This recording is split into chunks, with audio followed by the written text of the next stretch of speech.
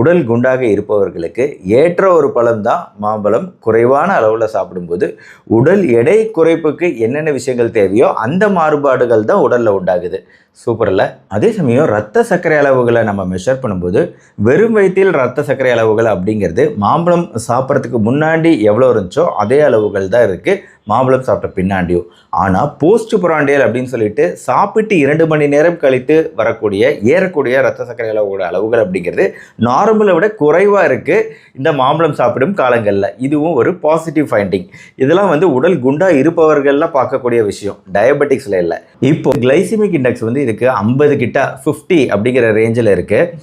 மேலும் இதில் இருக்கக்கூடிய நார்ச்சத்து, மிக அதிகமான நார்ச்சத்து தான். இதில் இருக்கக்கூடிய சர்க்கரை அளவுகள் கொஞ்சம் அதிகமாக இருந்தாலும், 22 கிராம் அளவுக்கு சர்க்கரை இருந்தாலும், ஃப்ரக்டோஸ் இருந்தாலுமே இதில் இருக்கக்கூடிய மற்ற நார்ச்சத்துக்கள், ஆன்டி ஆக்சிடென்ட்டுகள், இதுதான் நம்ம ரத்த சர்க்கரை அளவுகள் வேகமாக ஏறாமல் பார்த்துக்குது. மெதுவாக இது ஜீரணமாகி மெதுவாக சர்க்கரை அளவுகள் ஏறுற மாதிரி பார்த்துக்கிறதுக்கு காரணமே நார்ச்சத்தும் ஆன்டி ஆக்சிடென்ட் மற்ற சத்துக்களும் தான். இப்போ மற்ற என்ன பயன்கள்னா, மாவுச்சத்து மெதுவாக ஜீரணமாகுது அப்படிங்கிறதுனால நம்மளுக்கு ஜீரணம் நல்லபடியாக நடக்குது. ஜீரண மண்டலத்துக்கு ரொம்ப நல்லது. கான்ஸ்டிபேஷன், மலச்சிக்கல் வராமல் தடுக்குது. ஆங்கிஃபரின் கேலிக் ஆசிட்ங்கிறது ஒரு விதமான ஆன்டி ஆக்சிடென்ட் சத்துக்கள். இது நம்ம உடம்புல ஆக்சிடேட்டிவ் ஸ்ட்ரெஸ்ஸை குறைக்குது.